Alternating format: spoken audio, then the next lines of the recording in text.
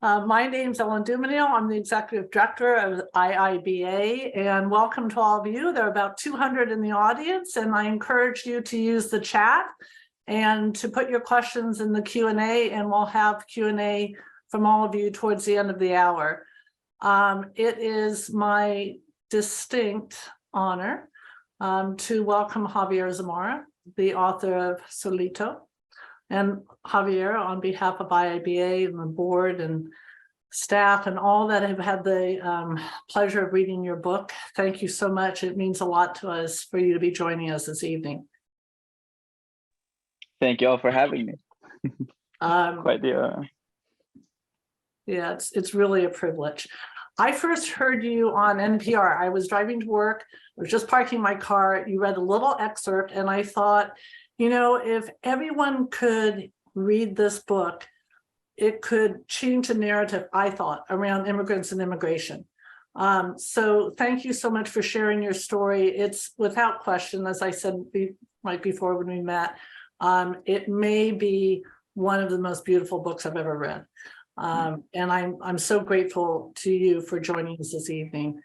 So let's start here. Tell us a little bit about your, I think it was the 3,000-mile journey, the distance between San Francisco to New York, approximately, to give a little, perspective. Talk about the journey of 9-year-old Javier, who could not swim and could not yet tie his own shoes. Well, let's see. I was born in 1990. My parents grew up during the Salvadoran Civil War that lasted from 1980 till 1992. And I was born to two 18-year-olds. My parents were both teenagers. And because of the war, my dad, he was a leftist. He fled in 1991. The war ended in 1992. I say quotation marks because it didn't really. And my mom ended up fleeing as well, leaving in 1995. I was left at the care of my grandparents and my aunts. And slowly, things in my small rural coastal town of La Herradura, things began to change. And by that, meaning that there was a brief lull of peace. And by the time that I was 7, people were beginning to die again in my hometown. So then my parents thought that it was better if the conversation changed from we're going to return and be with you to you're going to come and be with us. And that happened around 1997.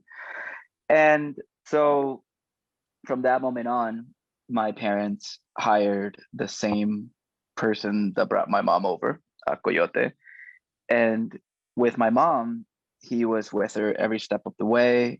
Her trip was relatively safe, if I could use that word for such a trip.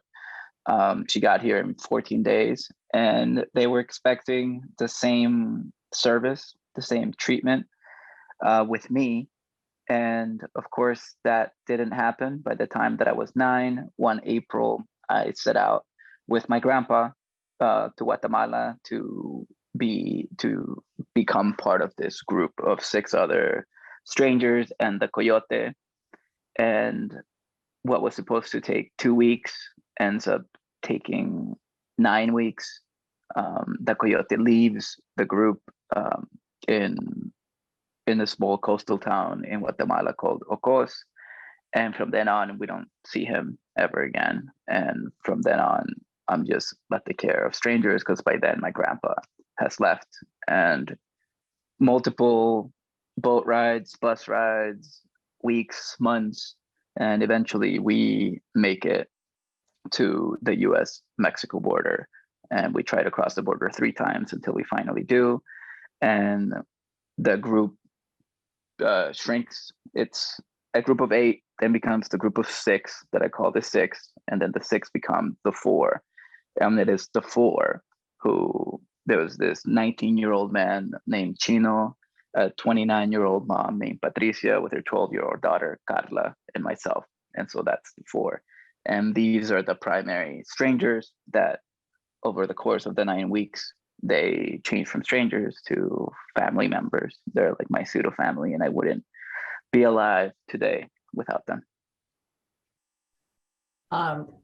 So I'd ask if you would read a passage from your book. Yeah.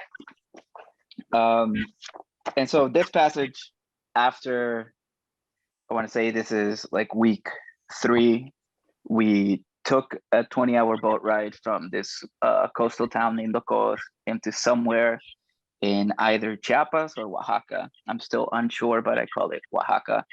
And we, in the boats, we were like 30 people stuffed into this roofless una lancha, like what people, fishermen use to capture sharks.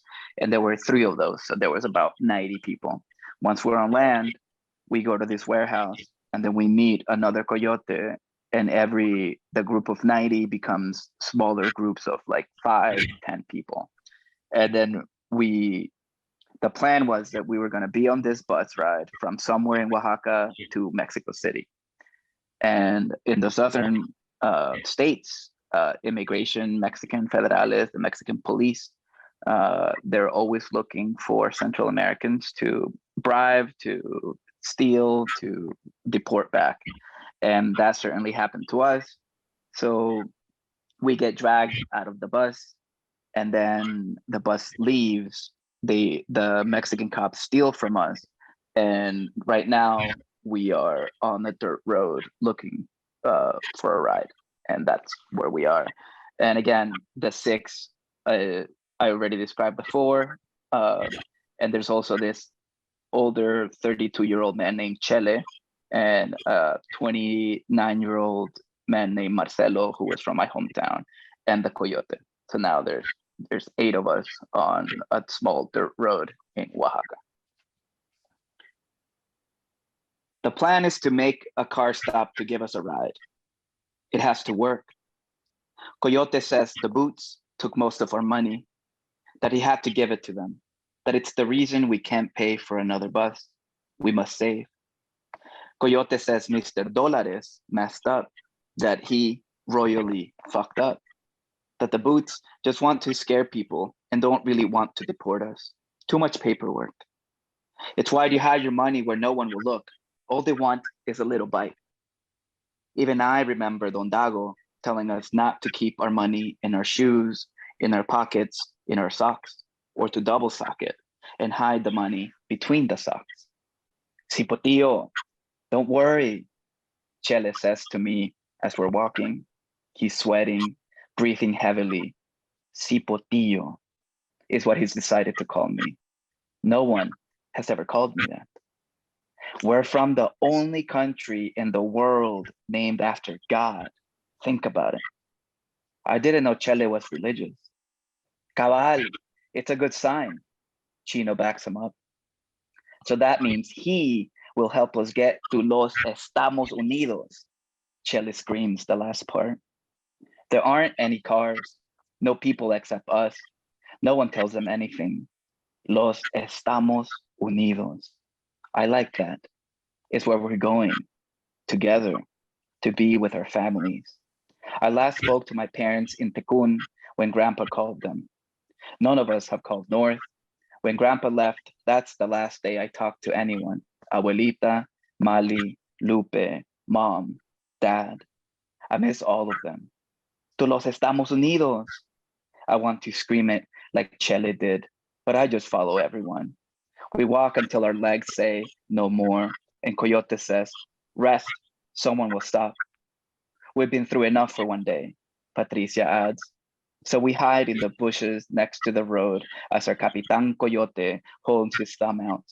All of us gather around Marcelo, who begins to explain what fuck means. Whenever a car slows down, but then keeps driving, Marcelo yells, fuck. No one knows the word. It's English, Marcelo says. Tells us what it's like living in Los Angeles, where he lived before he was sent back to El Salvador, that he didn't want to come back, but gringos caught him.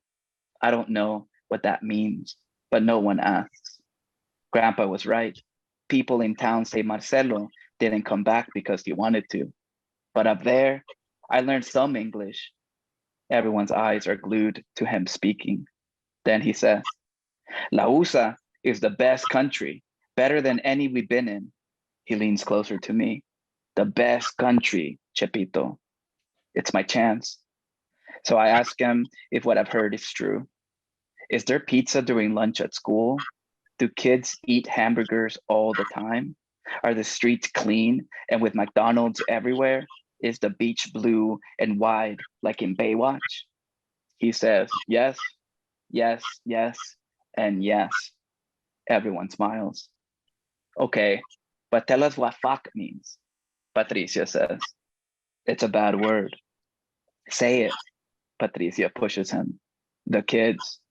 He nods at us, then leads closer to her and whispers it. She blushes, and her eyes get huge. Everyone laughs. Another car slows, but doesn't stop. Fuck, Marcelo says. Fuck, Patricia shouts. Then Chino, then everyone in the six says the same thing. Fuck! We scream from the pits of our bellies, up our throats, out of our wide open mouth. We can't stop laughing. I still don't know what it means. First, I hope the cars would stop. Now, a part of me hopes they keep driving, so we keep yelling, fuck! I'll leave it at there. Thank you. It's just a sidebar. It's so surreal to have you be reading this, that, you know, we've all read, and to hear your voice reading it here in, you know, real time is pretty special. You recount with such vivid memories. That's an example. Your experiences and your relationships and the different places you stayed and the food you ate and the smells. And I'm wondering, how did you reclaim those memories? Did you reclaim them, or were they always part of you? I'm curious about that. There were what I like to use the metaphor of a Blu-ray DVD. You know, the trauma that I describe in the book over the 9 weeks occurred to me, and I remembered it very vividly. And all the sounds, all the images, all the people, even some speech. And for 20 plus years, I thought that I could just store that DVD in a very small drawer in a room that I kept locked in my brain. And whenever I would read something or watch something that would trigger me, we're very familiar with that word, it's like all those images from that locked room would just rush out. And I had very visceral, at times, violent reactions to being triggered. And it's because I really thought that I could just forget about this and move on. Of course, that's not how trauma works. And it would come out when it wanted to, when I least expected it. I didn't control it. And I started writing this book in April of 2019. When I had no therapy, I wrote a previous book of poems that don't really touch upon the 9 weeks. They only touch upon my attempts at the US-Mexico border. And I wrote that book without therapy. And another metaphor that I like to describe is that I was just scratching that tip of the iceberg. Everything was huge, bigger than me. And it was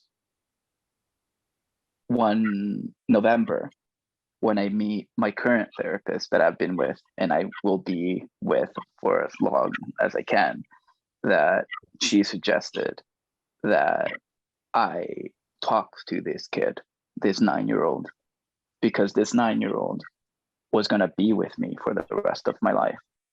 And what would it look like if he was in the room? And what would I tell him? This is like session number 1 or 2, and then I was crying, and I was like, "Oh yes, take all my money." And since then, this book is what I needed to do in order, people is like, oh, put yourself in other people's shoes. For me, I had to put myself in my own shoes in order to heal from it and understand this 9-year-old, meaning me, better in my relationship to that trauma. In some ways that may explain, because there's for me, such a visceral experience of you're able to share your inner thoughts and your feelings and I felt like I was in your reality. And I think what you were just describing is part of that, because it's almost as if, you have your adult self talking to your 9-year-old self and making that 9-year-old self come alive. And because you've stored that 9-year-old, some of those traumas and all, and put those aside. And so, you talk about the role of your therapist. And I just think one of the things that I thought was really beautiful about this book is your being so candid about your therapy and the role it played and your own trauma. And I'm wondering, because it takes a lot of courage, I think. There's oftentimes a lot of shame connected to trauma that's wrongfully placed. There's a lot of, I think, hesitation to talk about therapy and needing help, but you're wide open to that. And I'm wondering, have you heard from other survivors about how your voice has given them a voice and helped them to, because I can imagine that would be an experience of someone who has also experienced trauma. The least expected, and if I can say best experience of being on book tour and having to travel because I wrote a book, which is still mind-boggling to me, is that I've gone to cities that I never thought I was going to visit, like St. Louis. And I've met people have shown up to my readings that were immigrants themselves. And not once, twice, not 3 times, but 4 times. They were children from El Salvador who crossed the Sonoran Desert the same year that I did. One of them even the same June. And as they're gathering their words and they're crying, that one person that crossed, it's like she was this child. She was like, I always thought that I was alone, that I was the only one who had gone through this as a kid. I thought that I was the only one that had gone through this, because the other part of living in this country, over the years, I immigrated here in 1999, when on Thanksgiving of 1999, all of the United States was, to me, learning about immigration for what seemed the first time through the eyes of Elian Gonzalez, this Cuban boy. And he was all over the news. And I was a 9-year-old kid. He was 7.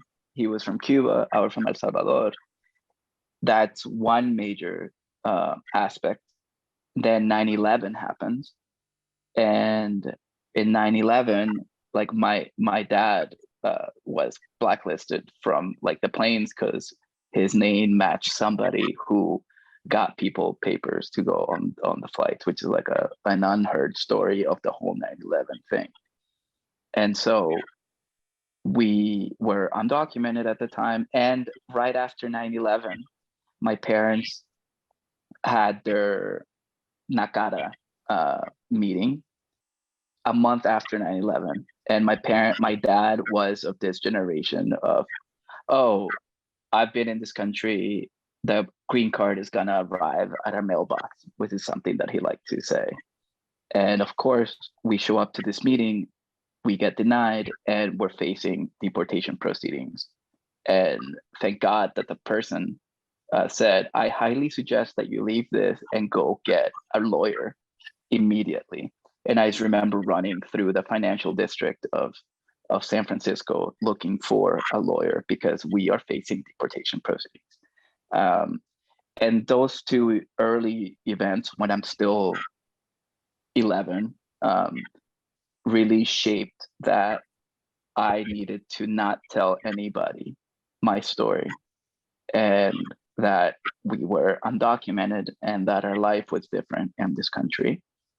And it's not until I'm 18 that I begin to unpack some of that stuff that I describe in my poetry book.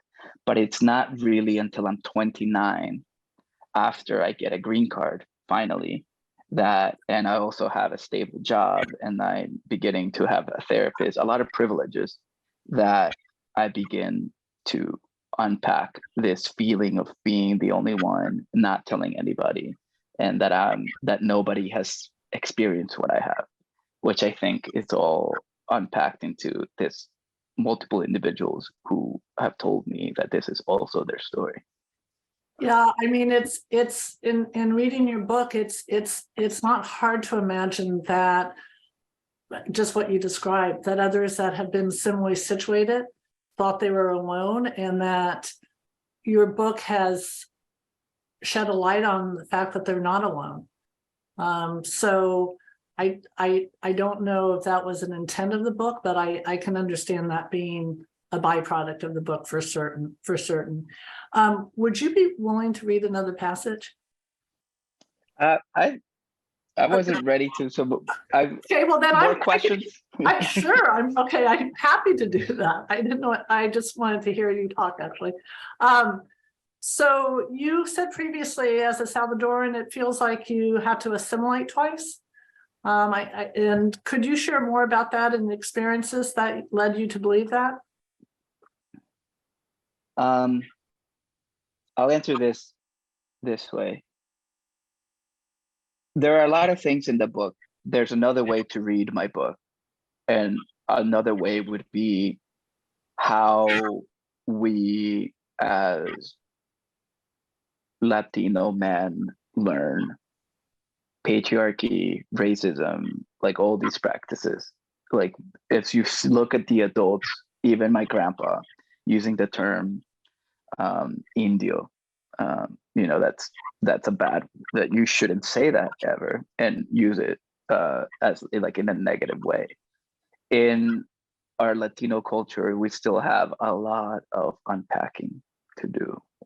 Colorism being one of them, nationalism being another one, and they're tied.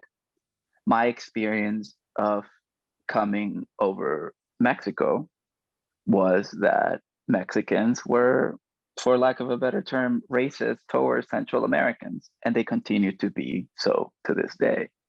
Mexicans from the center of Mexico and the north of Mexico are also prejudiced towards the ones from the south, because the ones in the south look more indigenous. So there's that we need to unpack and openly have those conversations, begin to have those conversations. And so the trip for a lot of Central Americans that I've spoken to, immigrants themselves, is that we learn how to assimilate on the way up here, because a lot of the times we have to lie and say that we're Mexicans so we don't get deported back to where we're from. And that, I think, I'm going to go far out and say that is a metaphor for our life in the United States. For a lot of immigrants to come to the West Coast, the West is dominated by Mexican Spanish, Mexican culture, Mexican language. If you go to Florida, it's Cuban. If you go to New York City, it might be Colombian, might be Dominican, might be Puerto Rican, depends on where exactly you are.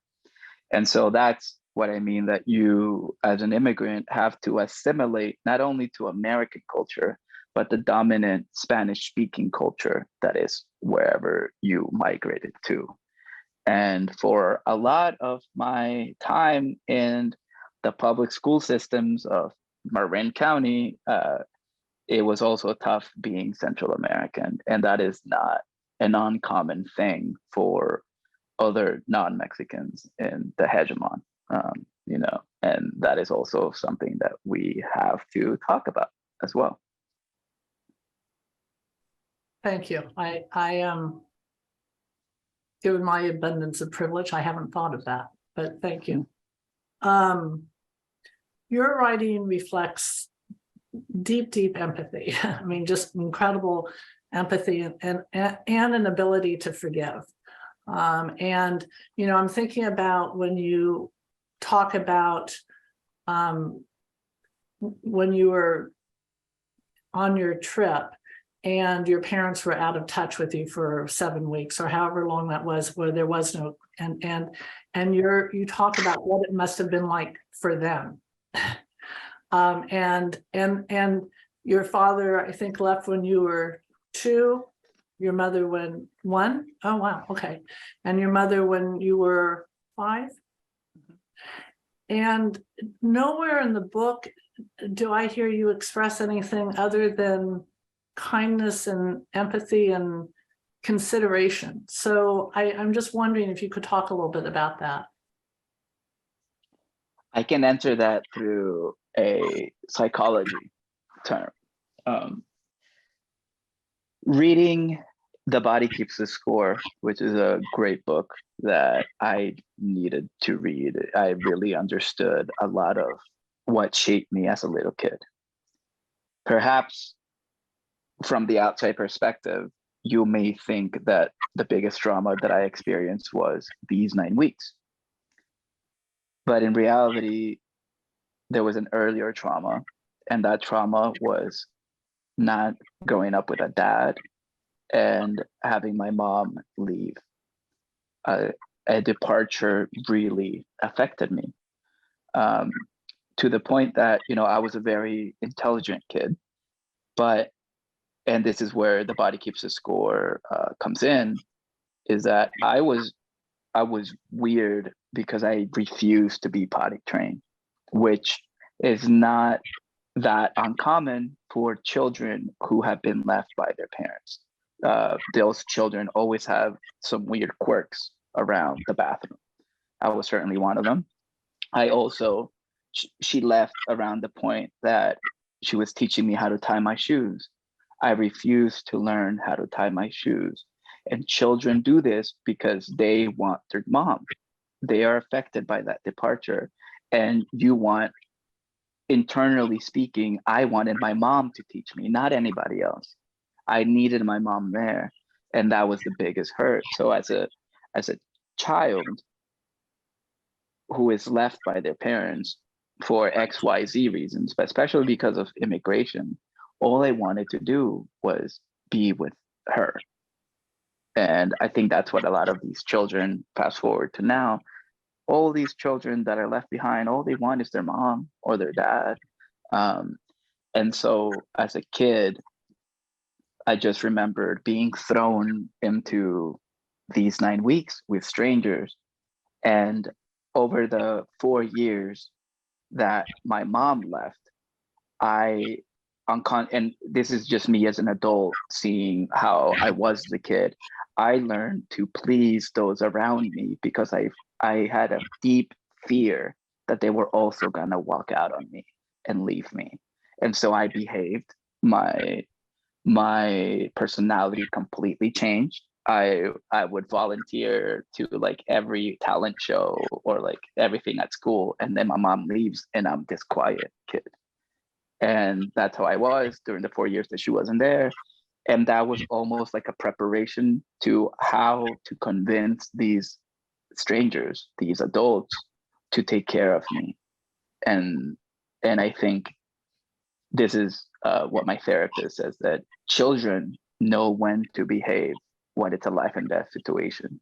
And children have, and my biggest takeaway from therapy is that seeing my 9-year-old self as a superhero with superpowers. And one of my superpowers was behaving to the point that the adults around me didn't see me as a kid or as a crutch or a nuisance, but I behaved so well that they wanted to take care of me. And that's what ends up happening. that's very sad. And it makes, and it makes a lot of sense. It's very sad. And it's interesting because, that, as you say, you are a smart kid, you're a smart adult. And it didn't make sense to me that at 9, you didn't tie your shoes. And I wouldn't have thought to ask you that question, but it makes so much sense in the context that you just explained it. It just makes so much sense. And I'm sorry that, I'm sorry that has been your experience. And the whole notion of you having superpowers, it all just, it's, you're 29. I'm 32 now. 32.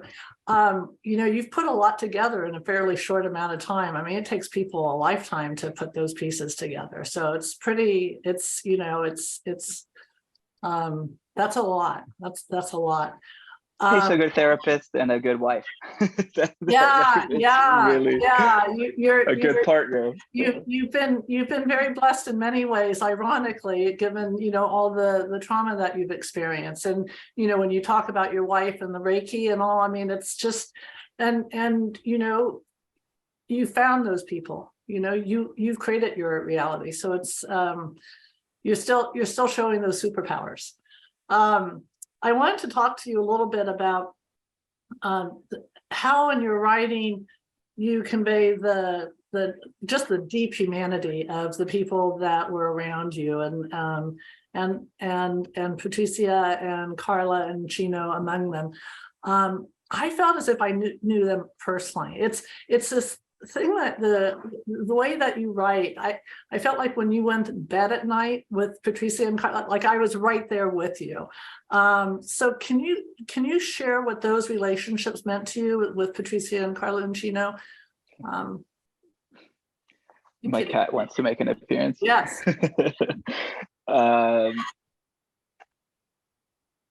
The experiences with Chino, and I signed the Q&A. The question that I get asked the most is whether they have reached out, and sadly, no, they have not. I hope that they reach out. And talking about that, I didn't want to remember these 9 weeks. I think because I didn't want to remember the faces of those around me, especially Carla, Patricia, and Chino's face. Because we stayed in touch for a few weeks after we both made it here, and then they changed their phone number and they never called. I think that as a 9-year-old once in the United States, that really hurt me. That I thought that we had created this bond, that they were gonna always be there. Because as a child, that's what you think, that's what you expect. Like I remember being hurt, finding out that they were going to a state that I had never heard of, Virginia, which I thought was going to be next to San Francisco, and of course it's not. And these remembering their mannerisms, who they were, how they acted, and it would still blew my mind that Patricia had the exact same name as my mom. And that's not a lie. That's how life was. And that's who, and they were very similar, same height, same almost like strong personality.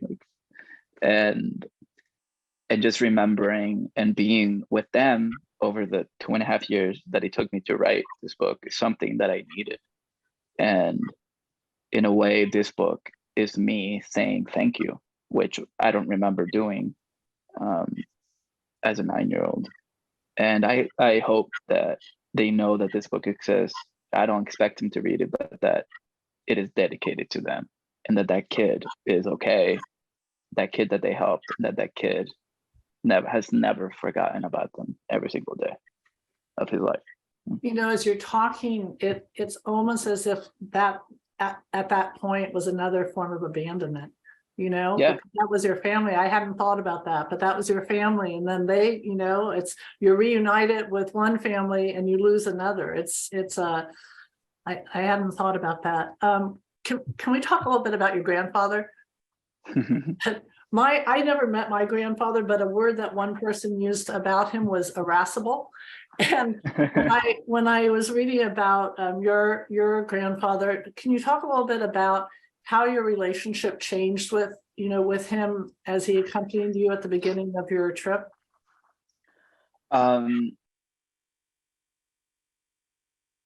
My grandpa is almost a metaphor, almost like a stereotype of what the war did to an entire generation of men in my country. Because there's no mental health, so what they did was drink. So my grandpa was a military man who, instead of facing all the things that he saw, that he probably did, he just took to drink, and that was his profession. And talk about another trauma that I was exposed to that I hint at in the book is that one of my first memories is dealing with a drunk grandpa who was very violent. And because of that, I was deeply scared of him.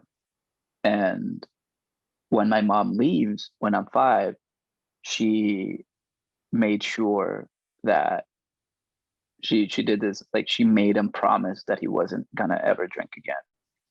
And I think it shows sort of like his character, that to this day, he quit that week and he hasn't drank again.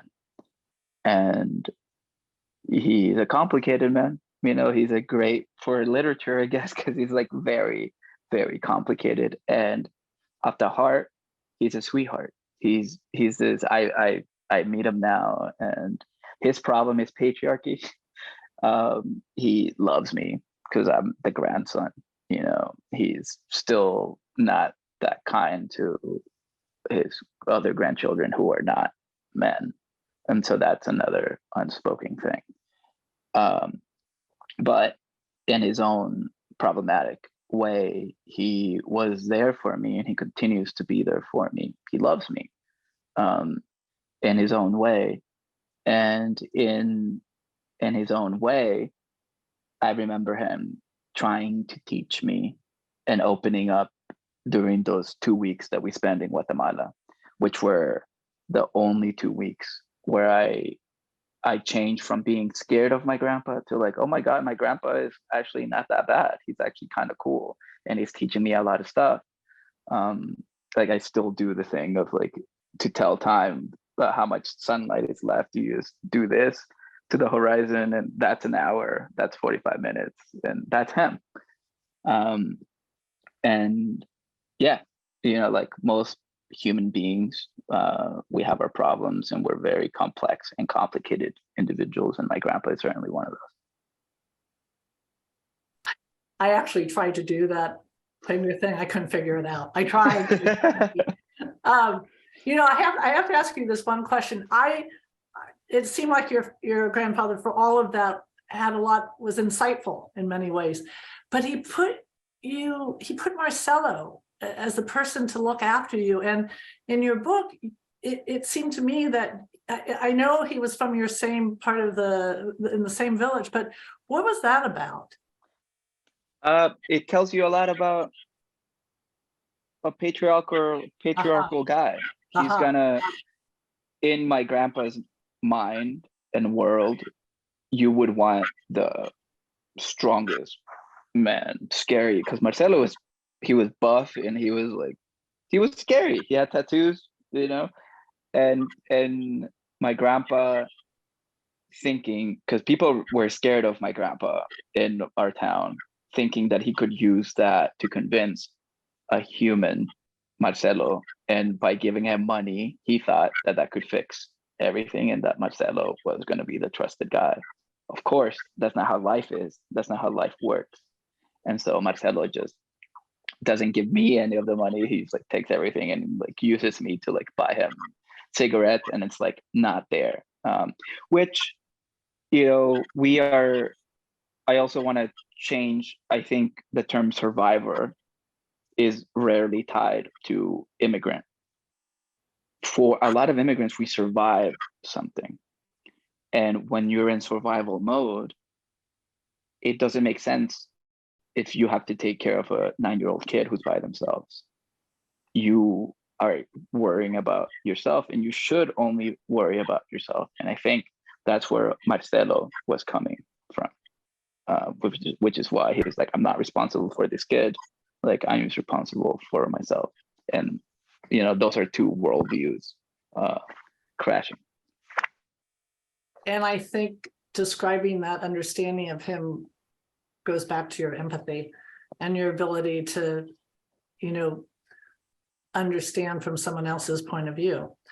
Because in the same token, there's Patricia, there's, you know, there's Chino, there's, you know, that showed such great humanity, and they were also survivors, you know. So I think that's true. And I think that were I in that position, it's hard to know, but I think that I would be looking out for me. Yeah. So you use a lot of Spanish in the book, and I just could you talk a little bit about that? For a lot of these questions, the answer would be representation matters. You know, there has been a lot written about immigration, usually by non-immigrants themselves. As an immigrant, as a survivor myself, he has felt that there is a reach of, or like an extraction of stories from immigrants that a non-immigrant would just like overly centralize. And that makes us actual immigrants and survivors feel shitty. And from my perspective, the book needed to be told by somebody who has lived it, and that's me. And also, there has to be in literature, there aren't many examples of Central American-ness, Salvadoran Spanish. And I knew this when I wrote the book of poems. And in the book of poems, I include Salvadoran Spanish, and not as much as I would have wanted to. So now with the second book, I'm like, no, we're doing it to the obscene degree. And I've been very fortunate that, you know, my editor is white, my agent is white, and there are fucked up stories out there in publishing where publishers tell you to translate or not to include as much Spanish. That was not the case for me. And if I never heard that, I almost like took an arm, and I wanted to see how much I could push that, because caliche, which is what we call, Salvadorans call our slang, needs to be considered literature as well. And this book is for me, and also for other immigrants who have done this, and it needs to be genuine. And how it happened was in Spanish, and the Spanish needs to also be genuine, and from where it happened. And so I've also incorporated like different regionalisms of like the Mexican Spanish that I was learning along the way, because that's how it happened. That's how it is. So Spanish as another marker of almost authenticity, I guess. That makes a lot of sense. So I'm going to, and thank you for that.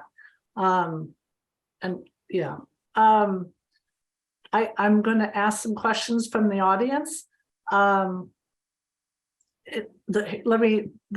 we look forward to a follow-up to Solito on the reality of what life is, on your adjustment to life pre and post therapy? Yeah, it's in my head.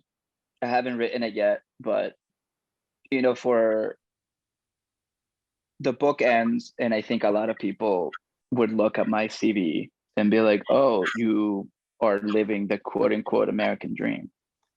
And I think what is missing from that conversation is the hard years, you know, and that the dream doesn't exist. And I had a weird trajectory.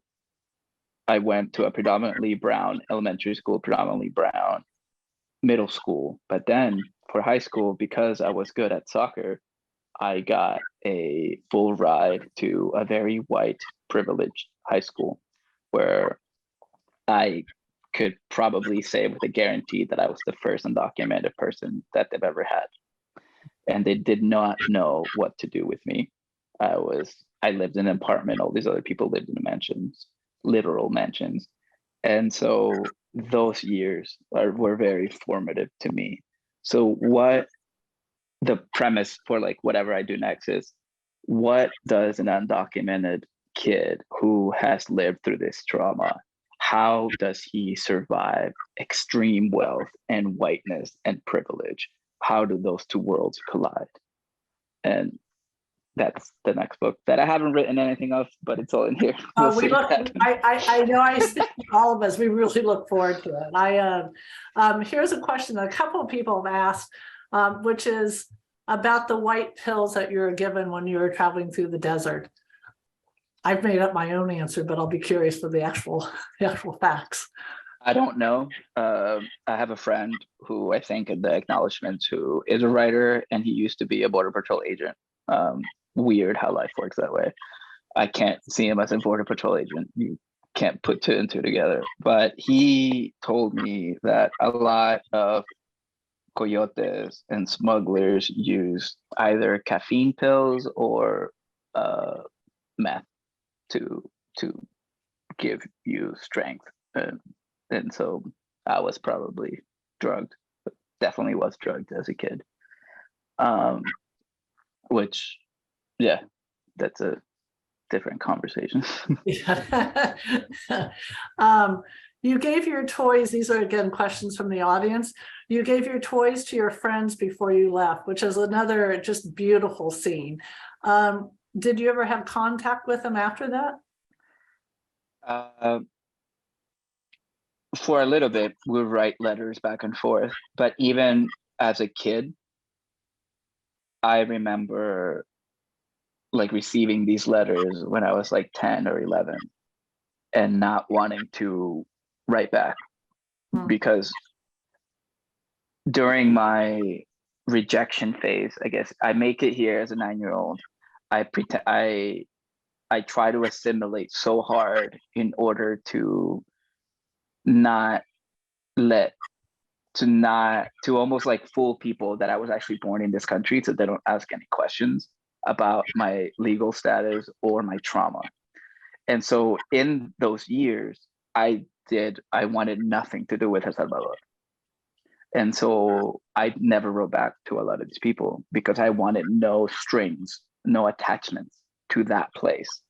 And because that would have been the beginning of a conversation that I did not want to have and I was not ready to have. And so, yeah, no, sadly, I didn't stay in touch. You have such understanding about why too. I don't know. Again, is that therapy that helped with that? Yeah. It's just so tremendously insightful. Yeah. Yeah, and you know, like I think there are people in the audience here who have known me in college, and you know, I was suffering.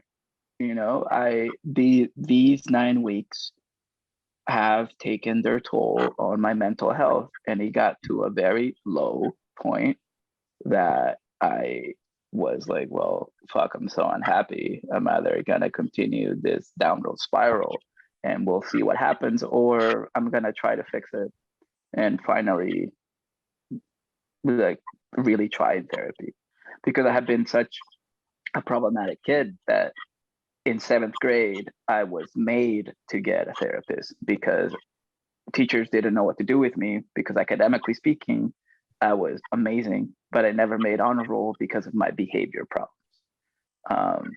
Like I had a 3.9, but I forget the markers that they give. Like a U would be like unruly or some shit. So I always got a U in all the classes. And teachers are like, what's wrong with this kid? We don't understand. So I've been in therapy since seventh grade, but every therapist that I've had has not been an immigrant or a Latina until now.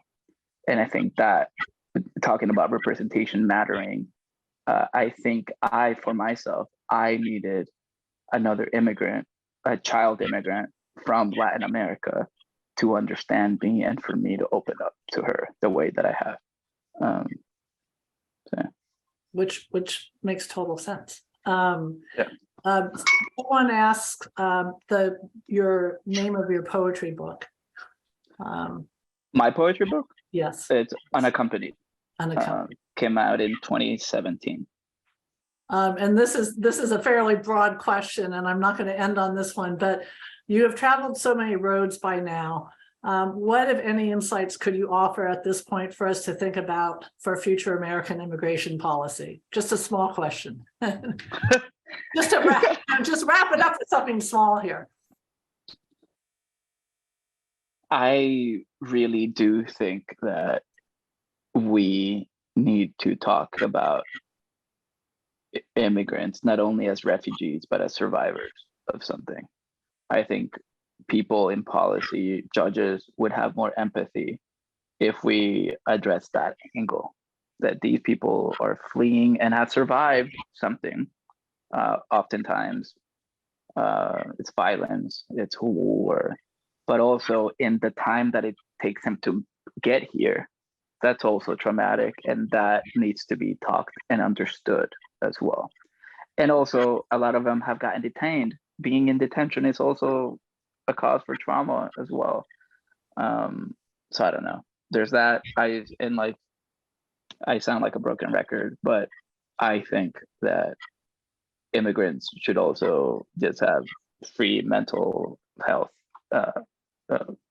Everybody needs a therapist in order to better understand your client. You need your client to be comfortable sharing what they have gone through, and so these connections need to happen so the case is stronger and it moves. I don't know. No, I hear, no, it makes sense, and I agree. And I think, one of the reasons that when I first heard you read that excerpt is I thought, if people could read your book, it does exactly what you're talking about. It humanizes the experience, and there's absolutely no way someone could vilify, someone who has gone through what you and tens and hundreds of thousands of other people have gone through.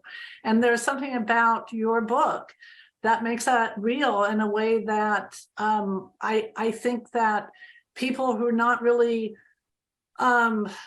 maybe are open to that perspective could be, so I just so incredibly grateful to you.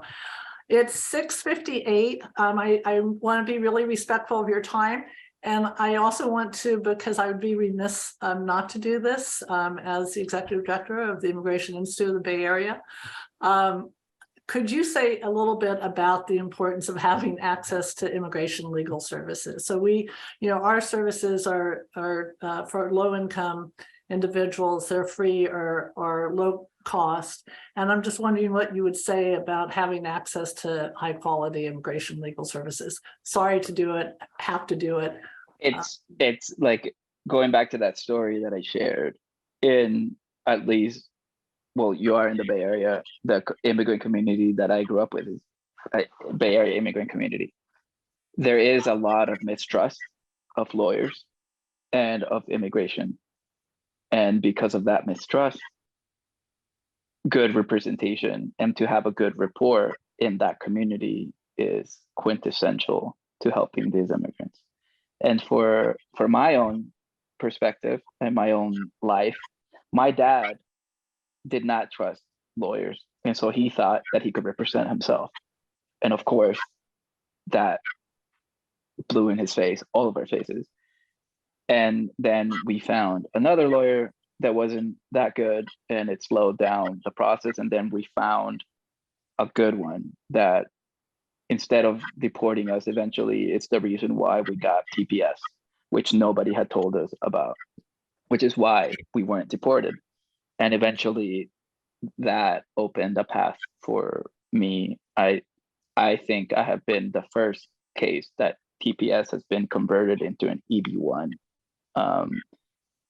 which is an extraordinary abilities visa. So that's me, and that wouldn't have happened without the imagination of these lawyers that just want to help you.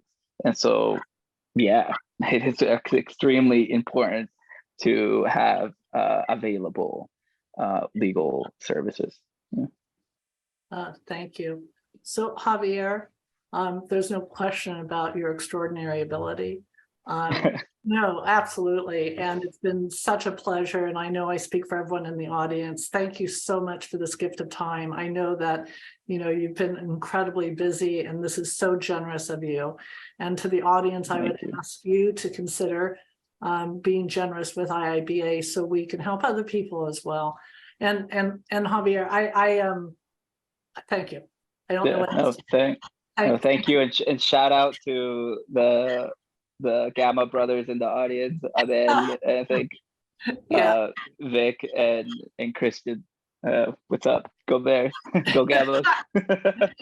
That's pretty cool. Okay, and on that note, we'll end. Thank you again. Yeah, thank you. Have a good night. Take good care.